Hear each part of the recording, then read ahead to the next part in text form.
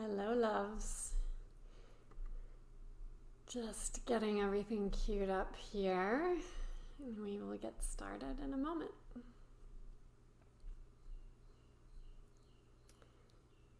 If you're joining, you can start letting me know how you are, what's going on for you today.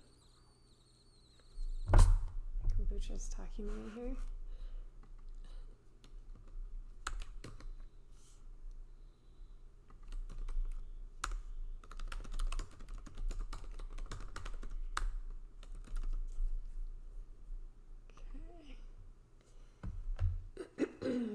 If you're joining, you can start letting me know how you are, what's going on for you today. Sorry, it's repeating back. Let's get up on Instagram. Who is out there today? Who is ready to swim with us? You can say hi. You can let me know how you're doing in the comments. Excuse me. Kombucha's got me.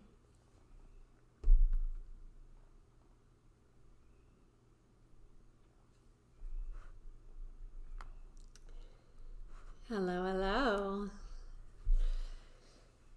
Welcome, everyone. As people are arriving, I'm happy to be here. Welcome. Hi, Lori. Thanks for joining. Hello, beautiful souls coming in from all over the place. Happy you're here. Hello, Zira. Hello, Key Biscayne friends. Oh, I'm so happy you're here.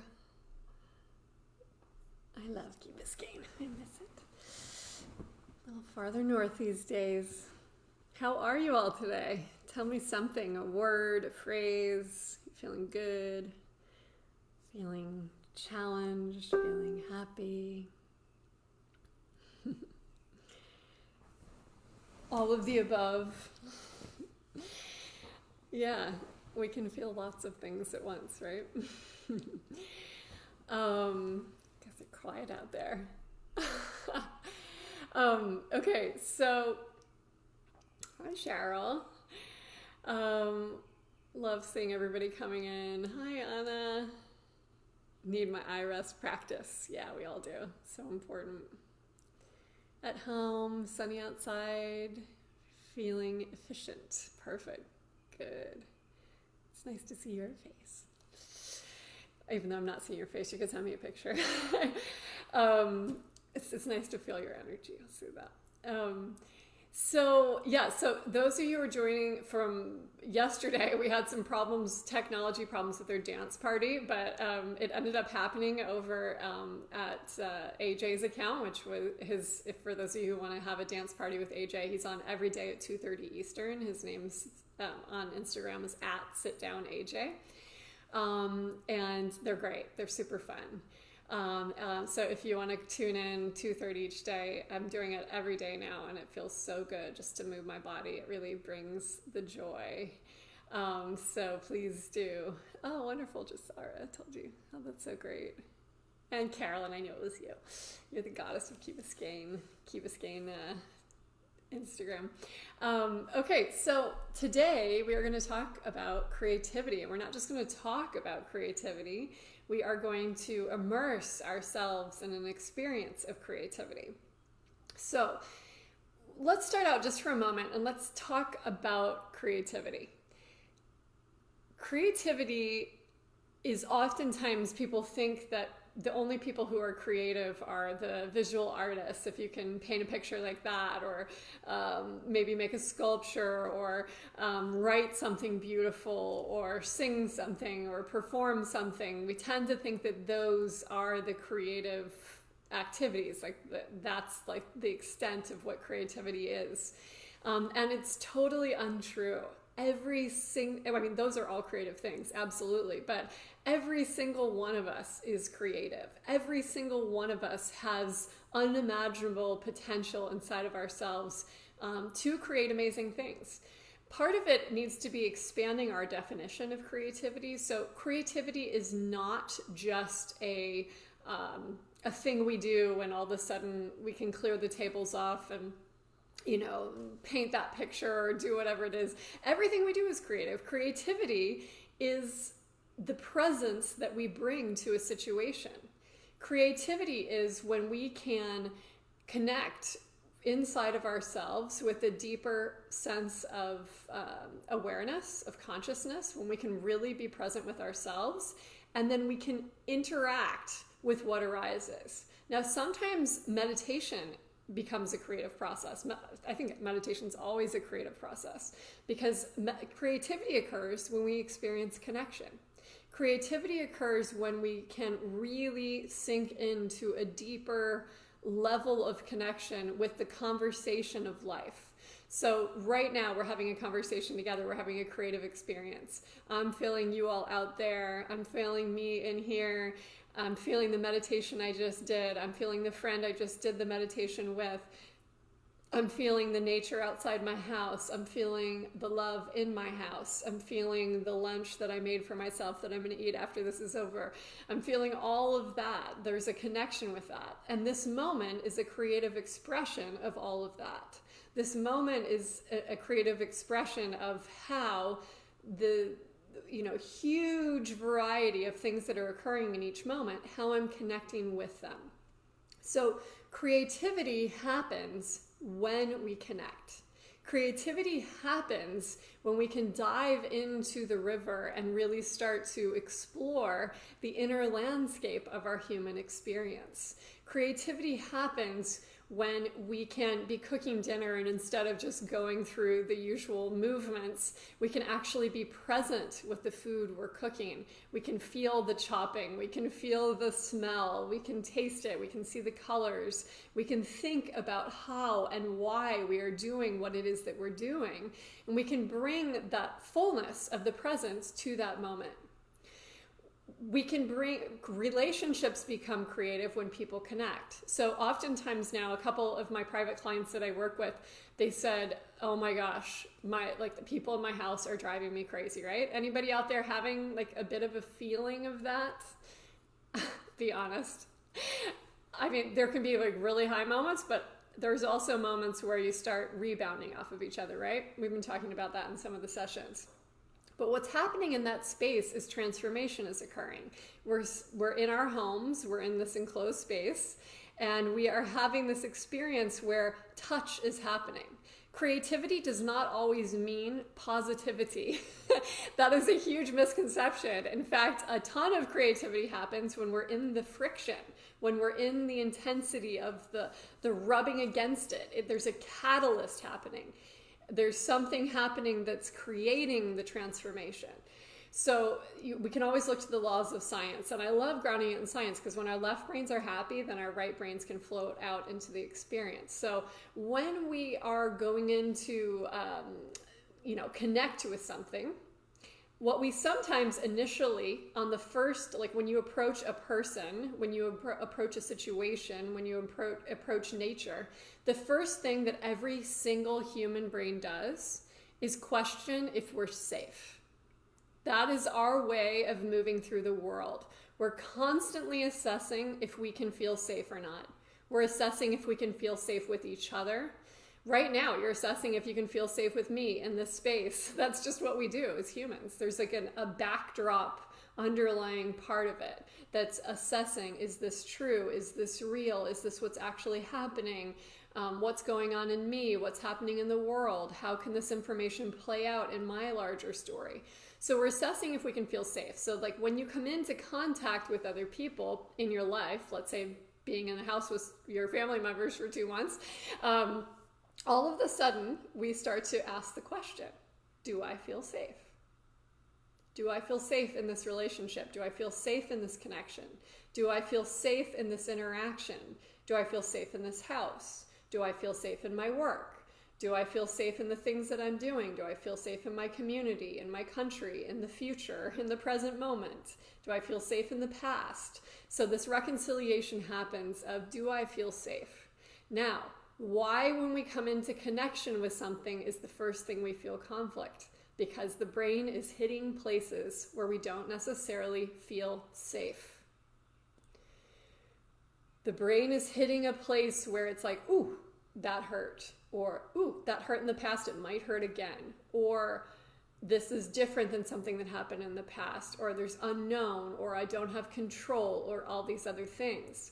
When you start to hit on that, you are touching creative energy. You're touching transformative energy. There's a reconciliation, kind of like a shaking up that happens. And again, that law of thermodynamics comes into play. In nature, a falling apart is necessary before any reorganization can occur. So when water becomes vapor, becomes frozen, like it's changing states, it has to change. And so we also, when we are being creative, there's this catalyst that's happening, that's churning, that's shifting. And that's why when we're in a creative space, safety is even more important. Now, when we approach a relationship as creative, we come in, we see what is here, what's here, and we start to reconcile. The more safe we can feel with someone, then we can start to come into that connected creative space. Sometimes initially connection looks like an argument. And actually we talked about in other sessions, you can go back to the session on relationships if you want to check it out.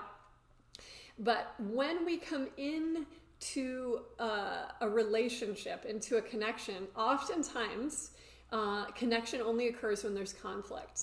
And that could be a deep residual from childhood. That could be a residual from work relationships. Sometimes, they say the worst thing is to be ignored. Some people say, people who've been physically abused will sometimes say, even worse than the physical abuse was when I was ignored. And when there's like a conflict happening, there's at least touch, there's at least connection of some kind. The worst is to like not have anything. And so oftentimes old patterns we're wanting connection as a human being. And so we'll take the conflict because we don't actually know how to connect with the person or the thing from a healthy place, like from a real place of like presence and connection. And so we can become really aware of that, of noticing that even when we come into conflict, there is a connection happening. There's some connection there. Okay, so likewise, when you hit upon an idea, when you hit upon a belief, when we do the Yoga Nidra today, we are going to explore our beliefs. We're going to explore beliefs about ourselves, about the world we live in, whatever it is that comes up. I'm going to take you into it in just a moment. But we're going to notice how our beliefs we also have a relationship with. And inside of our beliefs, there's a ton of creative space. Okay, so let me ask a question, and I really would love it if you can put an answer into the chat because it makes it so much better. Hi, Liz. When you have been living out this experience this past few weeks, have you run into any old beliefs that no longer work for you? And if so, what are they? Because I really want to include them in the meditation. The answer might not come up right away. If it does, type it in. Would love to hear it. If it doesn't, you can write later too, okay? So when you encounter a belief that doesn't work anymore, here's what it oftentimes will feel like. And you're welcome to pipe up how it feels for you. But here's how it feels to me, because I'm hitting some old beliefs too. When we hit an old belief that no longer feels good, at first what happens is there's like a spark. It's like a oof. It's like an uncomfortableness. It's a stuckness. All of a sudden we start to put the guard up, right? We start to put this guard up of, ooh, something is not right here. Something is not feeling good. And that old belief grips, and it can feel like old and leathery. The one that I'm working with right now is like, it's right here. I can feel it. It goes across here, kind of touches the top of my heart, and it goes up over into my shoulder. I can feel it in my body, and we're going to do that today in the meditation, and then we're going to do a creative process through it. So anybody have any beliefs out there they want to work with? Nobody? Nobody hit any old beliefs? Okay. So I'm going to be honest, because I think vulnerability and openness is really important. Okay, Liz has one here. My best days are behind me. I'm not valuable to other people. I'll tell you one thing, Liz, you're valuable to me. An old belief, I was thinking there is not community I can fit in, or I can help with the tools I have. You fit in this community, and I know you can help people. They just don't understand me. Yeah. So these are really, and they're really like universal too. We can probably all touch these and see that they feel universal. Keep them coming, because I know for a fact that you're not the only one out there feeling the beliefs you're stating. For me, the belief that's been hitting me is, I really had like a shift in my work where I had all these things planned that I was going to do. And all of a sudden I had like the most amazing year. I've been like mentioning it, and all of a sudden it all went away. And so this old pattern came in of, will I be able to make a living doing what I do, not doing the things I used to do? And this old like poverty mentality came in, where it was like, oh wait, like, does what I do have value now in this world? Do I still have the same value I did 2 weeks ago before COVID happened? Does my work have value in other contexts? Like, what has value, what doesn't? And so will I have enough? And so can I not fall into the poverty mentality? Because that, like, those old patterns can really grip, where you hit something. And we did, many of you I know did a couple days ago, we had our session, and then right after I invited everybody to go over to Rupi Kaur's creative writing segment, which I know a lot of you did because I heard feedback, and it was so powerful. And she had us come back to that place where we first met that fear. And I invite you to do that today. What was the time when you first met that belief? What was the time when you first met that? And notice how you're bringing an old story into the present moment. Notice how you're bringing an old story and you're bringing it into the here. And so here I said, you have more value now, Molly. And that's actually, it's very funny. I'm like, there's been like this big boom of business. So there was like a week of like doubt. And now I have like this doubt that's like slightly lingering, even though like all these clients are coming in now. So it's interesting. It's just changed, but it broke apart first. It broke apart in the old way of living it. And now it's becoming something else. Okay. So there's also this, it seems like there's a lot of resonance with what Liz was saying. Like, nothing I'll do from now on will be as good as what I've done. Yes, all these plans. Yeah, feeling not good enough. That is a huge one, feeling not good enough. Feeling not good enough comes along for just about any party. Like, that's a huge part of it. And again, when we go back to our theme today of creativity, that's an old belief that's pushing up against a new paradigm, a new reality, and friction's happening. And when friction starts happening, it can feel in the body like tension, like anxiety. As humans, we have different tendencies. Some of us have lots of tendencies. Some people process the like approaching tension as anxiety. Some people approach it as depression. Some people approach it as fight. Some people approach it as freeze. And some people approach it as just like lie down in bed and don't do anything, quit moving and just be, right? So everyone has different approaches to how we approach that moment. Right here, we have creative tension. And if we go back to the science, there's creative tension present when something feels different. Like you have two pieces and they're trying to come into resonance. They're trying to come into balance. And right there, you have creative energy. Right there, you have, and when it starts to grow in volume, like you start to feel more blocked, more not good enough, more I don't have enough, more I don't have value, more I don't have this and that. The louder it gets and the more the tension builds, that's the dam about to burst. You've got all that creative tension building up, building up, building up behind you. Now, what I invite you to do in that moment when that happens, the bigger and the more intense it gets, first of all, do the things that make you feel safe. Do the things that make you feel healthy. Do the real things that make you feel good and not the old coping mechanisms. Don't go back to those. Like stay in the healthy things and the now things, doing meditation, doing breathing, going for the walk in nature, the bike ride, the connecting with friends, doing this, what we're doing here together.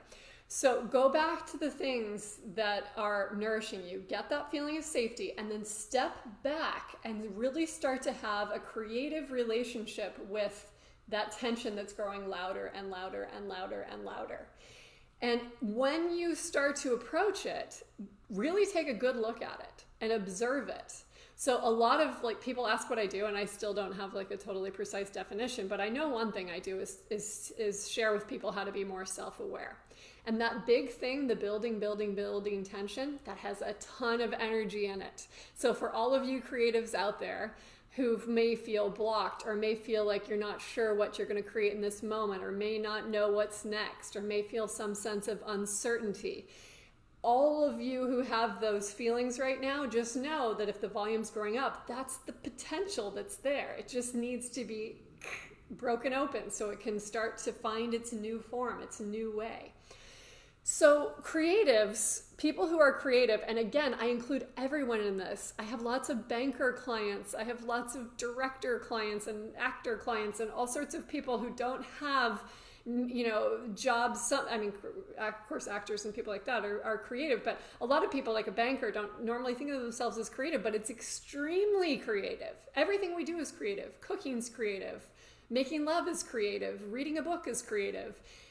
Doing your work is creative. Gardening is creative. Going for a walk is creative. The creativity happens when you're fully present in the moment and fully able to meet what is.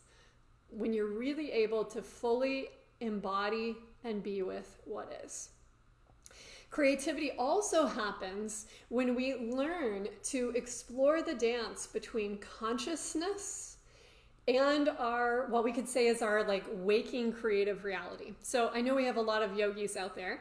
And when you start to learn about yoga, you'll eventually learn about the masculine and female principles of Shiva and Shakti. So this is the dance of creation. The male energy, you can also think of it like yin and yang if you don't want those associations, day or night, like, they have these two, it's the two polarities, lightness, darkness. It's both. We have both of those in us.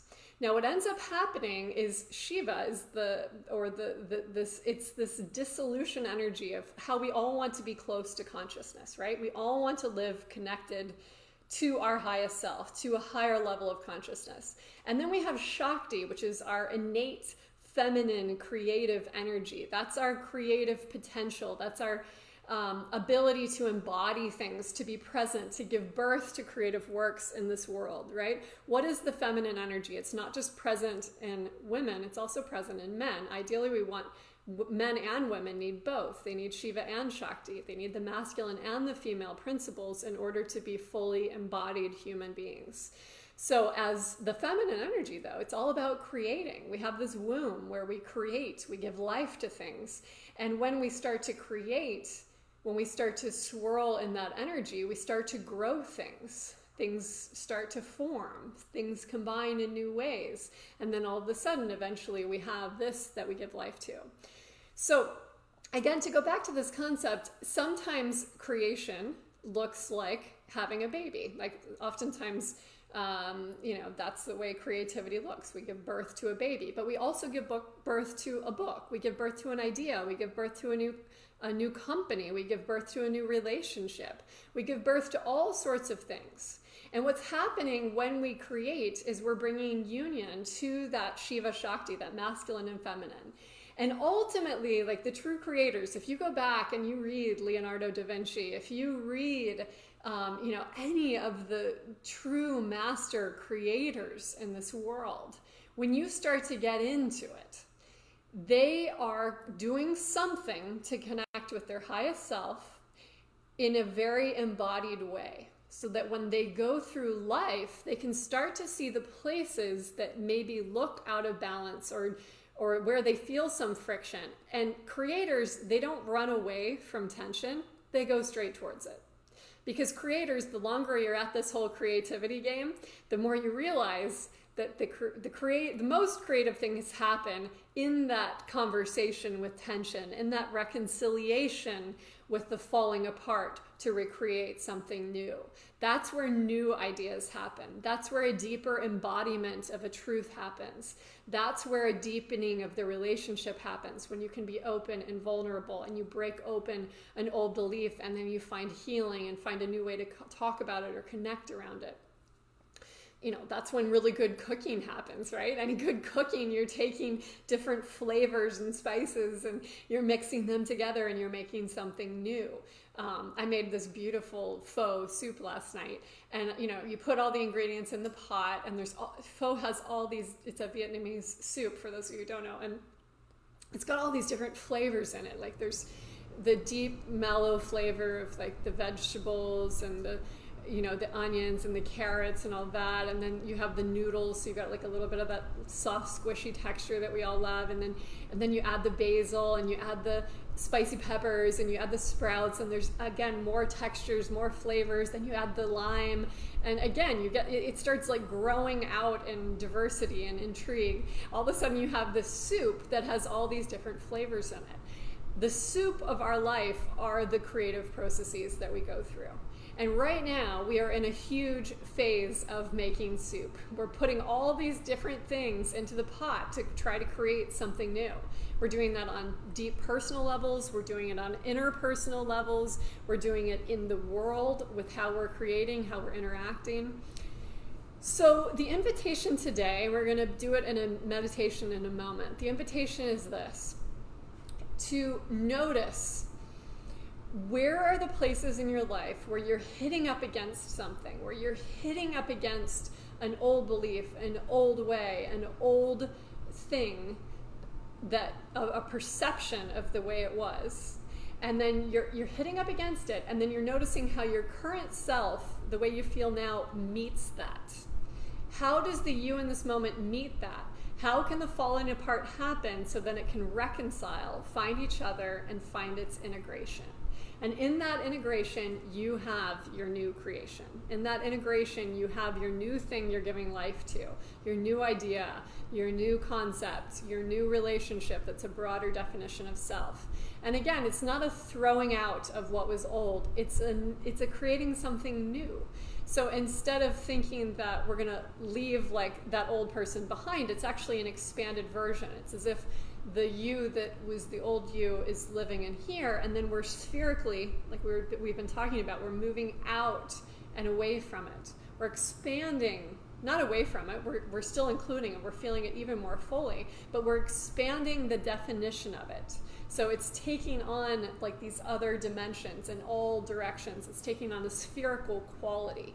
Then we are creating a more broad view of ourselves. We're creating a broader view of our reality, of our relationships, of our existence in this world, and our ability to interact in it. And that is our creative potential. When we can expand out that view, find the places where there's some sort of tension present or something curious. Sometimes it doesn't always have to feel like tension. Sometimes it can be curiosity, like, ooh, there's something there. Like there's some sort of juice there. There's some sort of meat there. I'm going to go into that further. I want to explore that more. And so we can really start to treat life with a sense of, we could say openness and curiosity. Because remember, one of the concepts we've been talking about in these sessions is that suffering is not related to external circumstances. Things are what they are. Our suffering exists in wanting it to be different than what it is. Suffering exists in wanting reality to be different than what it is. And so when you're able to meet life on life's terms, you start to find that change may need to happen, but it can happen from meeting life on life's terms in the way that actually honors the situation that's present. So we're really going into it with, ooh, what's here, what's there? And then things that might have before felt like friction, we can come into and be like, oh, ding, ding, ding, ding. I'm curious about that. I want to find out more about that. Then we don't run from life. We don't hide. We don't put up the big shelter around ourselves that we think is impenetrable, which of course it never was. And then we really start to find a way of living in conversation with our life in a deeply embodied way. Liz asked, what happens when we think suffering comes from external sources? Okay, that's a really great question. And that can lead us, that could be maybe the belief you work with today. Okay, because that's how most of us think. Yeah. So, okay, just for a minute, let's think of an experiment. Think of something in your life where at one point you thought it was something terrible that happened, but then later you realized it was something good. Or you can think of a time in life where Like you go to a sports game where like one team wins, the other team loses. The same exact thing happened. Half the people are happy and half the people are sad. So, the same outcome, one team won, the other team lost, they both played the same game, half leave happy and the other half leave sad. Or you can think of an election, or you can think of whatever it is where we have that. The experience itself didn't cause suffering. It was just a game, right? And yet half the people are happy and half the people are sad. Our suffering exists in our response to the situation. So if we're curious and in the process, we can learn to live in the stream of it. Instead of pushing against the reality and trying to make it something that it's not, we can meet the reality with that real like gentleness, with that real openness, that curiosity. Like when a child cries, if you tell the child like stop crying, or anyone stop crying, what happens? It doesn't make you feel good. You don't stop crying. And so all of a sudden it's like we want reality to be different than what it is. And what really helps is listening to it, of realizing that whatever's here that's causing what we think is causing the suffering is actually the way our belief system is interacting with that. The way our belief system is touching the experience. So if our belief is life would be better if, then we will suffer. If our belief is this is the situation, this is what it is, and here's how I'm going to make space around it to live in relationship with the reality that exists, then I will be able to meet life on life's terms and I won't come at it from a place of suffering. That doesn't mean there's never pain, because there's often pain. But the suffering is the part that we can let go of. Suffering comes, if you read the yogic scriptures, it comes from what's called raga dvesha. We have likes and dislikes. We like this, we don't like this. I want this, I don't want that. And so it comes from our relationship with it. The suffering comes, and the more I invite you and to ask the question, if you're perceiving suffering coming from an outside source or an internal source, next time you find yourself in the midst of suffering, ask yourself the question, why am I suffering? Why am I suffering? Like, what is the root of my suffering? And if you keep going down into it, at first you'll say, because this person did this to me, or COVID sucks, or whatever the case might be. Like, you're going to come up with your like surface response of, usually it's an external thing, and that we can say is like the victim mentality. It's like the world is happening to you. We deal with this a lot. I work at this safe house for human trafficking survivors, and oftentimes people call them human trafficking victims. And if anyone could be considered a victim, certainly someone who was sold into sexual slavery could take that on and own that the world was happening to them. They were sold, raped, some of them thousands of times, and had no, ability to affect the situation. So what's interesting though, is with these people and with ourselves, the first thing we tell them is, you are not a victim, you are a survivor. You actually survived what happened to you. And so right away, and this is to answer the question about suffering, we go away from feeling like life is happening to us to the feeling that we are happening to life.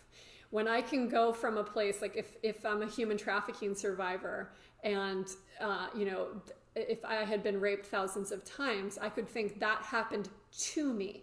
Or I can think, oh, actually, I survived that. All of a sudden, I'm orienting to my strength instead of what happened to me.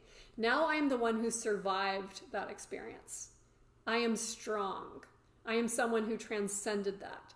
So again, see the belief in action, see the suffering in action. If you go through your whole life feeling like the world is victimizing, your whole life, you will find somebody who's victimizing you, no matter what. I find the victim mentality in myself all the time, and I teach this and live it and share it with other people, and I still find myself doing it all the time. It's like when you get the like poor me or why me, like that's the moment. If you hear why me, you are in a victim mentality, like right then. Unless you're asking the question why me in order to orient to what the strength is from the situation. When you can say, no, I survived that, I made it through that, Then all of a sudden we're orienting to the strengths. We're orienting to the lesson. We're orienting to the creative potential of the situation. When you are a survivor, suddenly you're standing in yourself. Even if you're still in the midst of the situation, you can be a survivor. And then we become creators. We are creating our relationship with the pain. We are creating our relationship with the perceived cost, source of our suffering. And from that place, all of a sudden, when you're standing in the role of being the survivor, of having survived that experience, that can be good or bad circumstances, by the way. We can live in old belief systems, even about good things. We can live in former selves, former identities, even about really good things. Then when you come into the role of the survivor, you're like, oh, wow, I survived that. Like, that was a lot of stuff that happened, good or bad. That was a lot of stuff that happened. I survived that, and I am me now. And when you start to step into that I am me now, that like full embodiment, the spherical embodiment of who you truly are, all of a sudden you move from not just being a change maker, but you move into being not just being a survivor, but also being a change maker. When you take back your power and say, no, I survived that, I am stronger for it, I am all those things from the past, but I am also this, then all of a sudden we have an ability to affect outcomes. Then we become change makers. Change makers are creators. Change makers are people who do not feel victims of their circumstance. Change makers are people who don't feel victims of COVID or a president they don't like or a relationship they don't like or, some reality that comes from outside. Change makers are people that say, okay, here's my reality, here's my power, here's what I've got to deal with, and now I'm going to use this proactively as a tool to engage, first of all, my internal realm, because you can't do anything out here that you're not doing in here. You can't teach people something that you're not embodying. People know it when you're faking it, right? You know it when somebody's not embodying their truth. Embodied truth comes from a deep place of having been in the ring, and you've come out with those jewels and with that wisdom that you can then share with others, and you know the difference because you feel it. And so then, as we become change makers, so often, I'm using the example of human trafficking survivors. With our survivors, they'll often say, like, I want to get rid of, like, ever being the one who was raped or victimized or hurt or, all these things. And I don't say this at first. It's something that I approach slowly. But eventually the invitation becomes, that was something that happened that actually has so much meaning and so much purpose. And now we have human trafficking survivors who go out and they are doing good things with their lives and they're going on to help people. We've trained 62 now human trafficking survivors to be yoga and meditation teachers. And now because of their experience, they're able to go into a safe house and tell these young survivors who just came in, who just got taken out of that brothel or out of that horrible situation, they're able to go to them and say, you know what? I've been there. I know what that feeling is like. And I know what helped me. This is what helped me. And I would like to share with you a way that it can help you too. So suddenly we're not pushing against it. Suddenly the suffering starts to melt away. Now, I'm not saying it goes and it comes back. I mean, don't think it's ever going away forever. Like it'll keep popping its head up in new forms. And then there's the new conversation. There's the new place to create. But then when I'm not pushing against it, then I'm in the flow with it. I'm in relationship with the pain. I'm not pushing against it. I'm in relationship with it. I'm listening to it. I'm letting it tell its story. I'm asking it what it wants, what it needs. What shape is it wanting me to emerge into? And then I am standing in my power. I am becoming a change maker. I am becoming a creator. Creators are people who engage life on life's terms. They come in and they say, ooh, that's interesting. That's curious. That's causing me pain. There must be something there. And the more you go at this, I'm telling you, the more you start going at those most difficult places in yourself, you will start to become almost kamikaze about it. You're like, oh, that hurts. I'm going to go into that. I'm going to explore that because I know there's meaning and purpose in it. And that's why we're shifting when we talk with trauma. I work a lot with populations who have trauma. And that's why we're dropping the D of disorder and saying, okay, yeah, after trauma, disorder can happen. But if you're given the proper tools, it becomes post-traumatic growth. We actually grow from our challenging experiences, the good and the bad challenging. We actually grow from them when we are given the right infrastructure, tools, support systems, community to let ourselves flourish. So how can we invite that conversation? How can we invite the conversation where we're in the ring with it, we feel safe enough to approach it, and we're really able to flow into that space? So let's do that now. I want to make sure we do enough time for practice, and I just want to mention these things, I say this every time, they're always given to you totally for free. That's why I'm doing them on Facebook and Instagram Live. I want them to be free for everyone. If you are someone who has a little bit of extra that you would like to share from, if this experience has value for you, please give in a way that feels good to you, in a way that you feel this is valuable. So any amount is welcome. And if you can't do it, that's fine. I love getting your sweet letters and insights. And I'm telling you, I actually print them out, and I have a stack of them that I look at, and they feed me, they nourish me, and they help me hone what it is that's landing in you. And what is it is that's landing in me? Because when I hear what it lands in you, that's a part of me. We're a part of each other. So thank you so much. And I really want to thank everyone who has given. I know these are not easy financial times, and we're all in it together. We're all finding our way together. So hopefully these can hold space for you to find your place in the scheme of this story. So let's do a practice. We're going to do a yoga nidra. And you're welcome to continue the meditation after it. I wanted to put this invitation out there. I've had a number of questions about silent meditation, about how to meditate in silence. When you first approach silent meditation, it can be really good to do something like Yoga Nidra first, because it gives that little gentle filing system for the mind. So, we keep talking about the top 10 favorite playlist, or like the soundtrack of our mind. We all have the soundtrack of like the thoughts we can't stop thinking.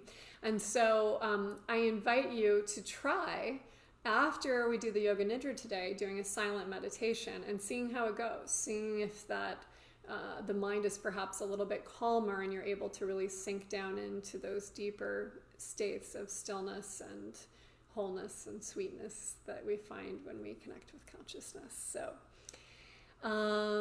everybody doing okay? Everybody got some things that help them feel comfy, cozy for the Yoga Nidra.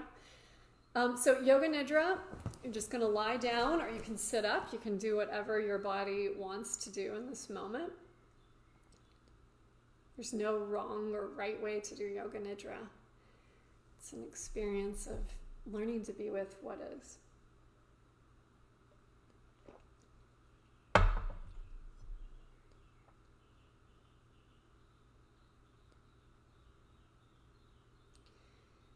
In Yoga Nidra, we meet life on life's terms.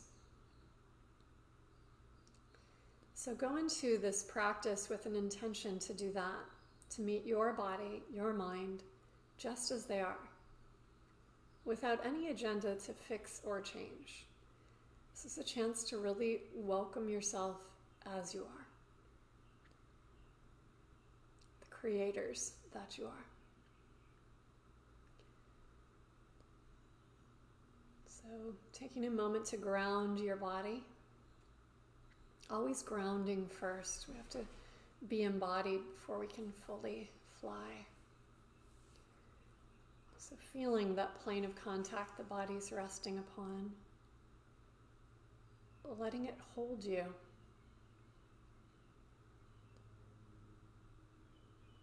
No reason to over effort or overdo.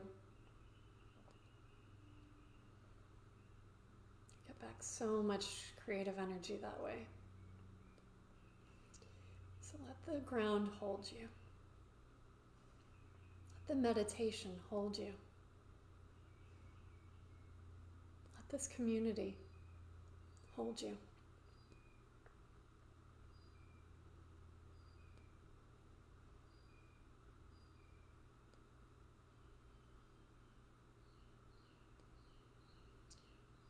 Feeling now a few very full, deep breaths. And as you breathe into the body, feel deep down into the center of the body, breathing into that, the core of your humanity.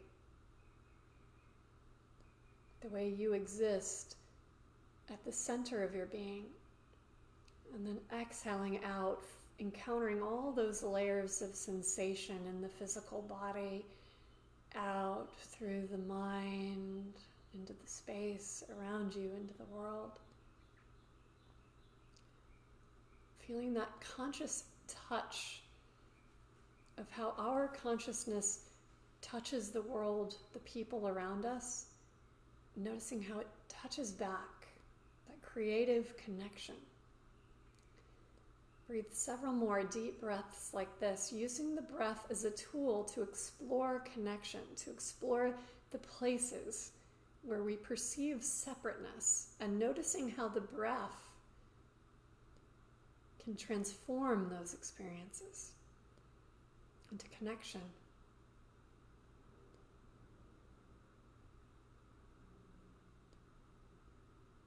Breathing in and through every single cell of your body.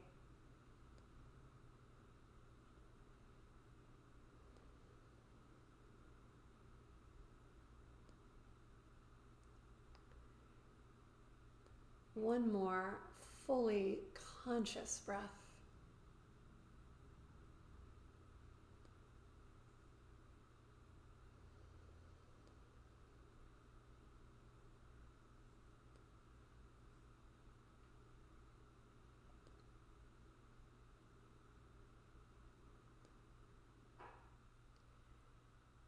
Now invite in the question, what belief is here that is an old or limiting belief that wants to be felt or seen or heard? What belief is present in me that is causing me suffering?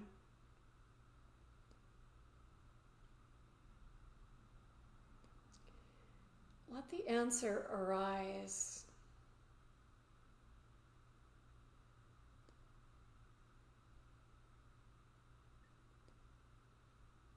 And then notice as it arises, where do you feel it in your body?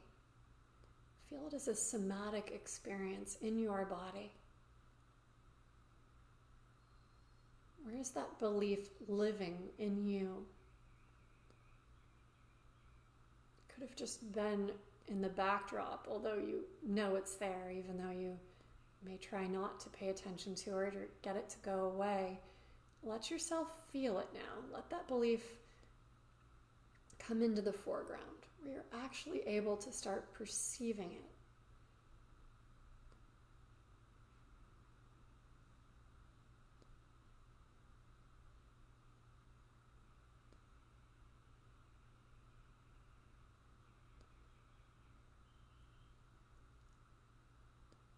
As you notice where this belief lives in your body, become really curious about it, like you were approaching a child who was crying or a dear friend or loved one who was suffering.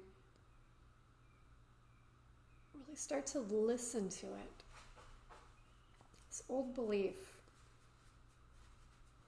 what does it want?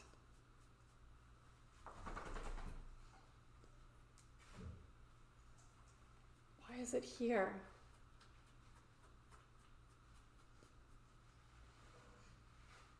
Notice if it has a texture or a color or a shape.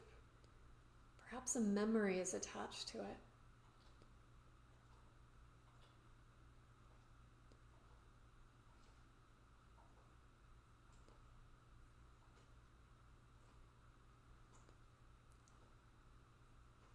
Let it open up, really telling its story, listening to it with such kindness, with such love.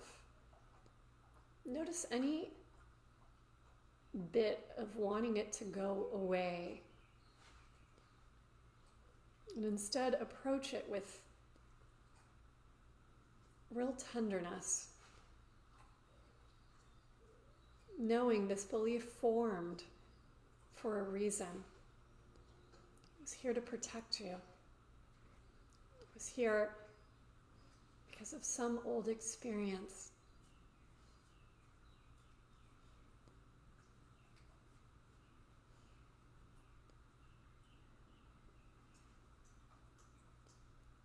Treat it with kindness, treat it with love, and just listen.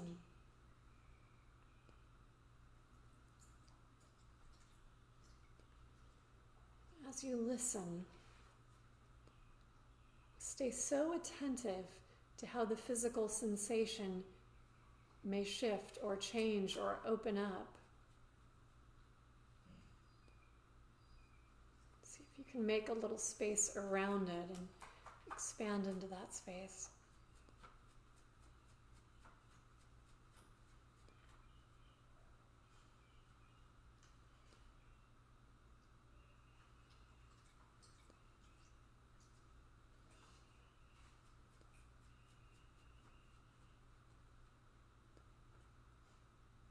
Maybe breathe into that old belief and the place it lives in your body, breathing in whatever breath is needed, knowing we can be conscious and creative with the breath.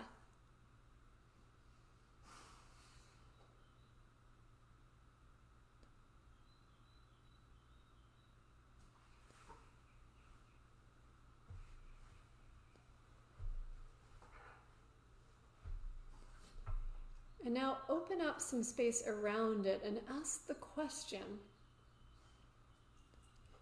how does this belief want to live inside me in a broader definition of myself? The you now in this moment. The more expanded, the older, the wiser, the deeper. The preciseness of you in this moment.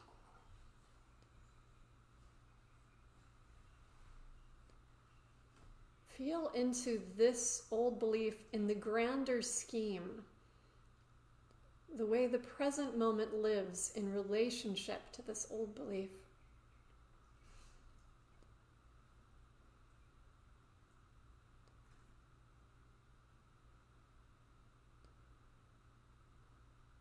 How does that old belief feel now with this expanded space around it?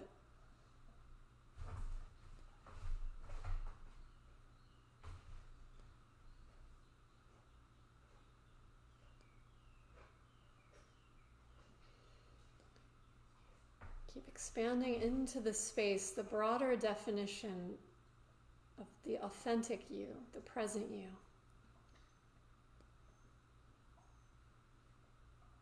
Ooze out into that space.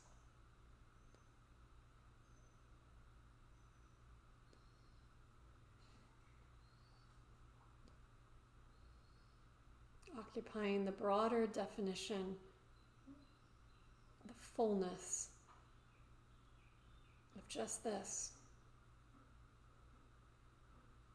The you that exists in this moment of time, in this place.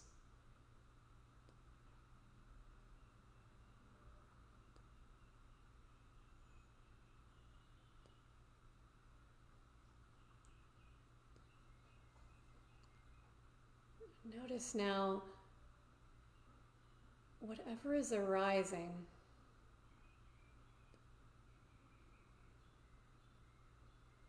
A greater sense of openness. Or maybe that old belief is still there, holding on. Just notice what is here. But as you notice what's here, keep feeling back into the stillness that holds you, the consciousness.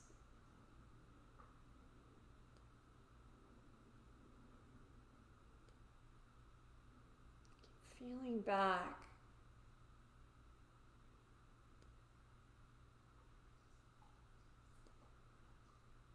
the peace that permeates this and every moment of life. Always here. Though sometimes we don't notice it because the foreground movements are louder. Feel back into the stillness and rest here.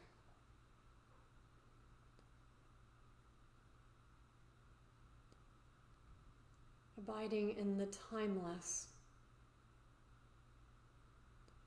the vast, open landscape of your highest self. A timeline of an old belief, an old you, in a broader definition of you may be here. This timelessness is also here. It holds the whole timeline. It holds the whole you.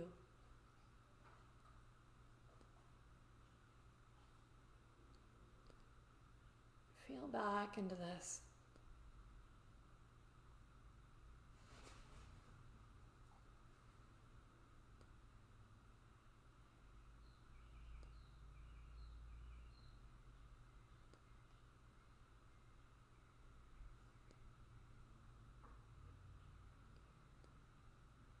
The deep listening.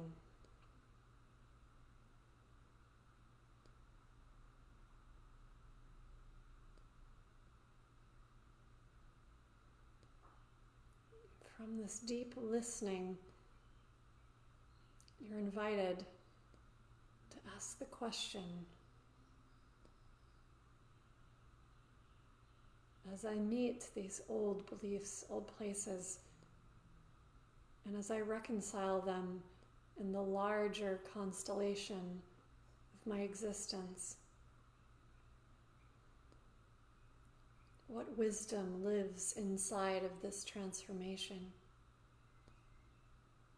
Becoming,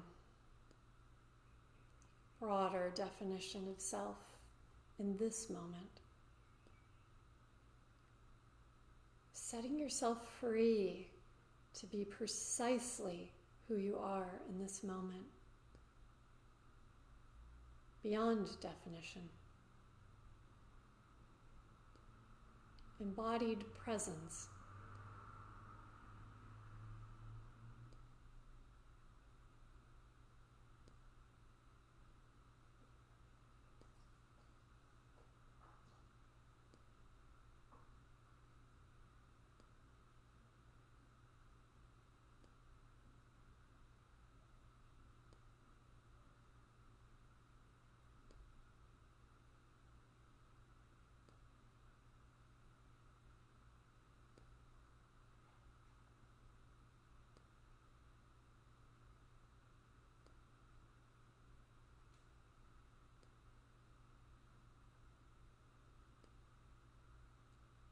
So keep sitting with this, feeling into this.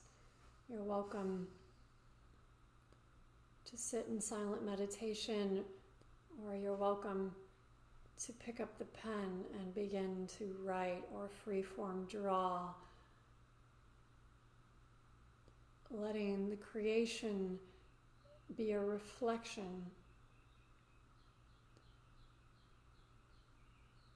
of the creation process of being.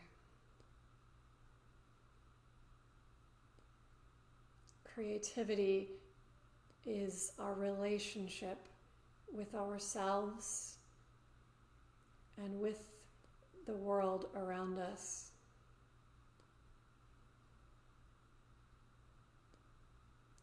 Feel into the deeper conversation.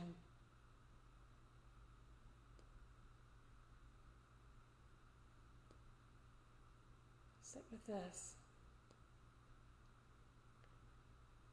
Thank you so much. Namaste.